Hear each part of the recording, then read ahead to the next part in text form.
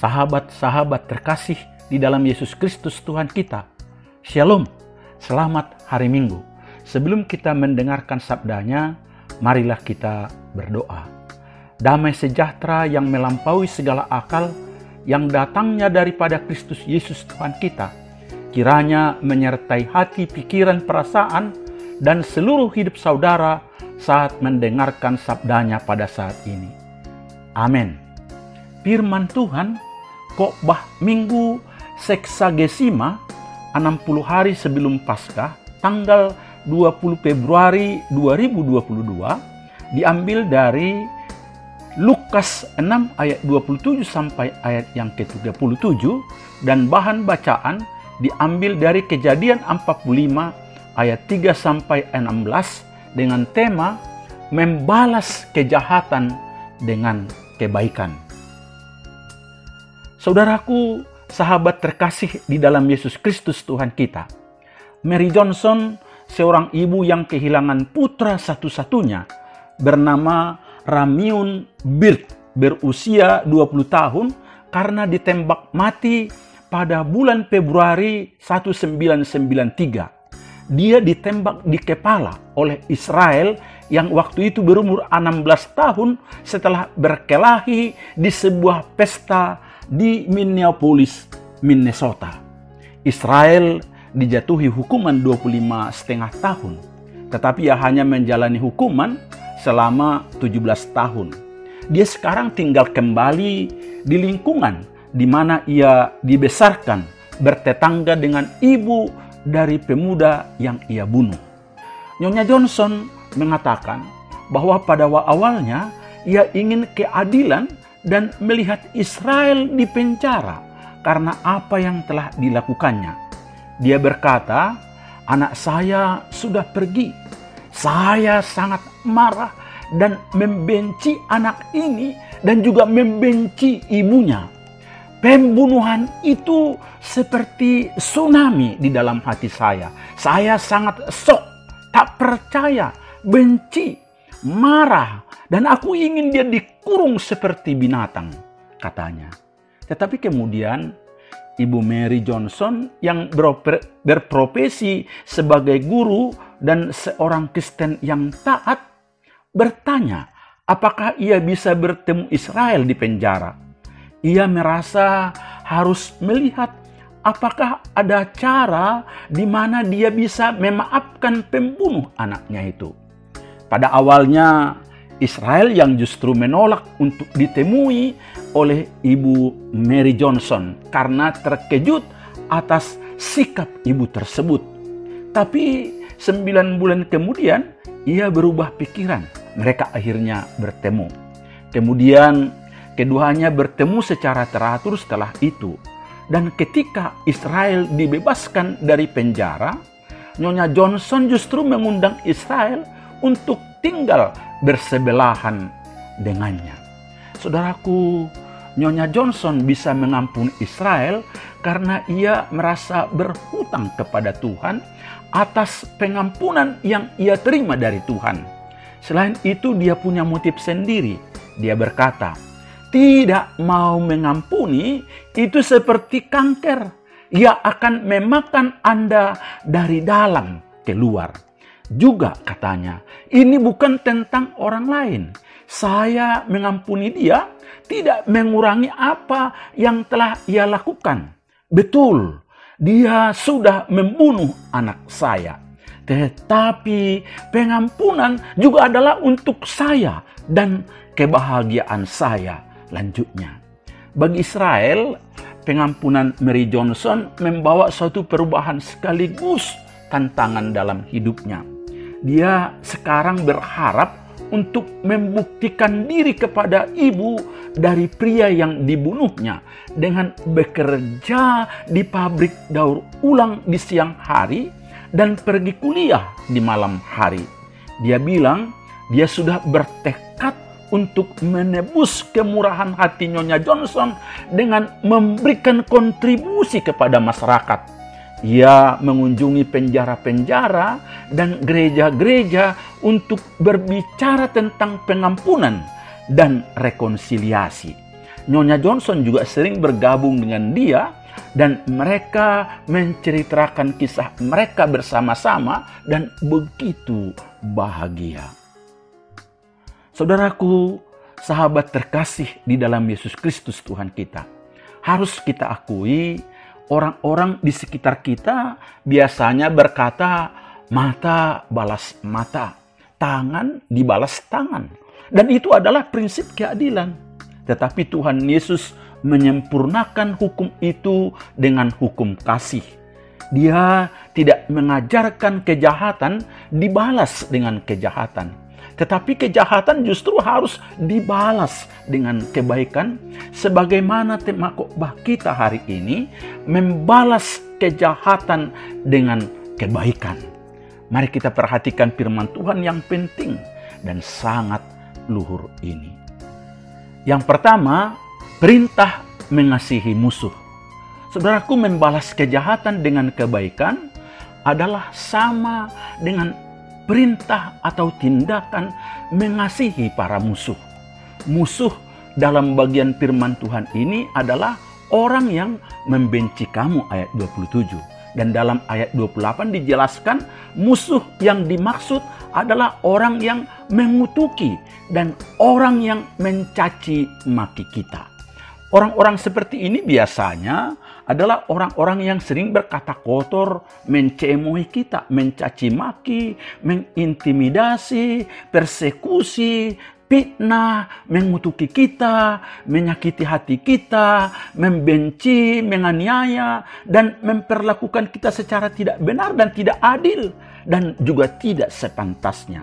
Mereka ini biasanya adalah orang-orang yang ada di sekitar kita yang suka berbicara buruk tentang kita, yang sering juga menusuk kita dari belakang, dan lain-lain yang tentunya akan memupuk perasaan benci dan bermusuhan di hati kita. Tetapi justru mereka-mereka inilah yang harus kita kasihi, dan ini perintah Tuhan Yesus. Tentunya, saudaraku, ajaran ini tidak saja berdimensi teologis berkenaan dengan aspek imani, tetapi juga berdimensi praktis dan logis, di mana membenci musuh ternyata merugikan diri sendiri. Seseorang tidak akan pernah merasa bahagia apabila dikuasai kebencian terhadap orang lain. Kedua, apabila melawan kebencian dengan kebencian, sama saja dengan melipat gandakannya. Sama dengan ilustrasi gelap yang tidak bisa dilawan dengan gelap, melainkan hanya dengan terang. Walau hanya setitik cahaya, ternyata sanggup menembus kegelapan. Makanya, saudaraku, harus kita akui perintah ini tidaklah mudah dan agak aneh tentunya. Karena normalnya musuh harus yang dilawan, orang yang dibenci, disingkirkan, dan lain-lain. Pokoknya supaya mereka lenyap. Seorang hamba Tuhan berkata, kebanyakan dari kita belum mencapai tahap memiliki kasih dan pengampunan seperti itu. Tetapi inilah perintah yang paling mulia dan luhur, radikal, yang pernah diberikan Tuhan Yesus kepada manusia. Agama yang salah atau palsu pasti tidak berani memberikan perintah seperti ini. Karena terus terang tanpa pengaruh supranatural, tanpa pertolongan oleh Roh Kudus dalam kehidupan kita, itu pasti tidak akan bisa kita praktekkan untuk seumur hidup kita. Tetapi kepada kamu yang mendengarkan, ayat 27, artinya setiap orang, setiap kita yang mengaku dirinya adalah anak Tuhan, setiap orang yang mengaku dirinya adalah Kristen, atau lebih tepatnya lagi, setiap orang yang percaya kepada Yesus Kristus dan mendengarkan firman-Nya dan sudah mengalami pengampunan Tuhan Yesus, pasti, sekali lagi, pasti dimampukan Roh Kudus untuk melakukannya. Karena dengan seorang mau percaya kepada Kristus, pertama-tama ia pasti mendapatkan pengampunan dosanya. Dan yang kedua, ia pasti mendapatkan Roh Kudus untuk membantunya mentaati perintah yang luhur, mulia, dan radikal ini. Yang kedua, wujud dan tindakan-tindakan mengasihi musuh. Jelas tadi firman Tuhan berkata, kasihilah musuhmu, berbuatlah baik kepada orang yang membenci kamu. Mintalah berkat kepada orang yang mengutuk kamu. Berdoalah bagi mereka yang membenci kamu. Lukas 6 ayat 27 sampai ayat yang ke-28. Dari kalimat di atas, kita melihat ada 4 kata kerja aktif yang berbentuk imperatif atau perintah yang digunakan. Yaitu yang pertama, agapate, kasihilah musuhmu. Yang kedua, poiete, bertindaklah, berbuatlah, lakukanlah yang baik kepada orang yang membenci engkau. Yang ketiga, eulegeite, terjemahan LAI adalah minta berkat. Tetapi seharusnya diterjemahkan berkatilah orang yang mengutuki kamu. Yang keempat, proseukeste. Di sana dikatakan berdoalah bagi mereka yang membenci kamu. Keempat kata kerja aktif bentuk perintah di atas memperlihatkan secara tegas kepada kita bahwa kasih yang sesungguhnya, yang berbentuk agape, bukanlah soal kata atau berapa banyak kata kasih yang kita ungkapkan dan nyatakan, melainkan soal berapa banyak perbuatan kasih yang nyata atau perbuatan-perbuatan baik itu kita lakukan untuk orang-orang yang memusuhi kita. Selain itu, ada juga di dalam ayat 29 sampai ayat 30 hal-hal praktis agar kita tidak membalas kejahatan musuh dengan kejahatan adalah dengan hati yang rela kehilangan muka atau milik kita dengan apa? Barang siapa menampar pipimu yang satu, berikanlah juga kepadanya pipimu yang lain. Dan barang siapa yang mengambil jubahmu, biarkan juga ia mengambil bajumu. Berilah kepada setiap orang yang meminta kepadamu, dan janganlah meminta kembali kepada orang yang mengambil kepunyaanmu. Tapi harus kita ingat, saudaraku, ayat 29 sampai 30 ini tidak berarti bahwa suatu negara tidak boleh mempunyai polisi, hakim, atau pengadilan. Dan itu konsekuensinya, sebagai orang Kristen, kita juga boleh melaporkan orang yang menampar, memukul, menganiaya kita kepada polisi atau mengajukannya ke pengadilan. Karena kalau tidak, apa gunanya polisi, hakim, dan pengadilan itu toh? Melaporkan si pemukul ke polisi, mengajukannya ke pengadilan dengan tujuan supaya keadilan ditegakkan dan supaya ia tidak melakukan hal itu kepada orang lain dan supaya orang lain tidak meniru tindakannya, boleh kita lakukan. Jadi yang dilarang oleh ayat ini adalah balas dendam secara pribadi. Di dalam tafsir Alkitab, seperti dalam Alkitab Sabda Organization dituliskan, kalau yang pertama mengasihi musuh kita bukan berarti mengasihi dengan kasih secara emosi seperti menyukai musuh kita, melainkan menunjukkan perhatian dan keprihatinan yang tulus terhadap kebaikan dan keselamatan kekal mereka. Karena kita tahu betapa dahsyatnya nasib yang menantikan mereka yang melawan Allah dan umatnya. Kita harus mendoakan mereka dan berupaya dengan jalan membalas kejahatan dengan kebaikan untuk membawa mereka kepada Kristus dan iman kepada Yesus Kristus. Bandingkan Matius 5 ayat 39 sampai 45, Roma 12 ayat 17 dan lain-lain. Kedua, mengasihi musuh kita bukan berarti berpangku tangan sementara para pelaku kejahatan terus-menerus melakukan perbuatan jahat mereka. Jika dipandang perlu demi kehormatan Allah, kebaikan atau keamanan orang lain, atau demi kebaikan akhir orang fasik itu, maka tindakan yang keras harus diambil untuk menghentikan kejahatannya itu. Bandingkan Markus 11 ayat 15, Yohanes 2 ayat 13 sampai ayat 17. Untuk itu, mari kita mengasihi mereka, mendoakan dan memberkati mereka supaya mereka berbalik dan datang kepada Tuhan Yesus. Yang ketiga, saudaraku, mengapa harus mengasihi musuh? Saudaraku, sahabat terkasih di dalam Yesus Kristus Tuhan kita, ada ungkapan yang sering kita dengar di sekitar kita, jika dia baik, saya akan lebih baik. Tetapi jika dia menjahati saya juga akan bertindak jahat, mungkin lebih jahat darinya. Benar saudaraku, itulah prinsip dunia ini. Tetapi saya mau ungkapkan, kita adalah anak-anak Tuhan.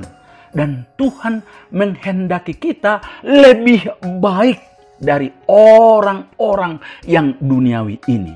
Dalam ayat 32b sampai 33b mengatakan, kalau kita mengasihi atau berbuat baik kepada orang yang mengasihi dan berbuat baik kepada kita, apa jasa kita? Ayat 34 mengatakan, kalau kita meminjami orang supaya dibayar kembali, apa jasa kita? Kata yang diterjemahkan jasa dalam bahasa Yunaninya adalah haris, yang biasanya diartikan grace, kasih karunia. Jadi kita harus berbuat baik kepada orang yang jahat kepada kita, karena Tuhan menghendaki kita menunjukkan kasih karunia, menunjukkan kebaikan yang gratis, yang cuma-cuma bagi orang yang tidak layak atau orang yang tidak pantas menerima kebaikan dan pengampunan kita itu. Sebaliknya, kalau kita hanya berbuat baik kepada orang yang berbuat baik kepada kita, maka kita tidak lebih baik dari orang-orang berdosa. Ayat 32, 33, dan 34. Atau orang-orang yang jahat yang tidak mengenal Tuhan.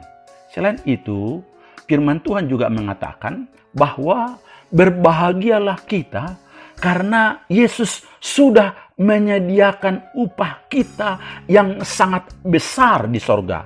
Ayat 35. Tentu sebagai anak-anak yang dikasihinya, sewaktu kita di dunia ini, saya percaya Allah pasti memelihara kita dan akan terus memberikan kekuatan, damai, sukacita, kemampuan di hati kita agar mampu dan dimampukan melakukan perintah penting dan luhur ini.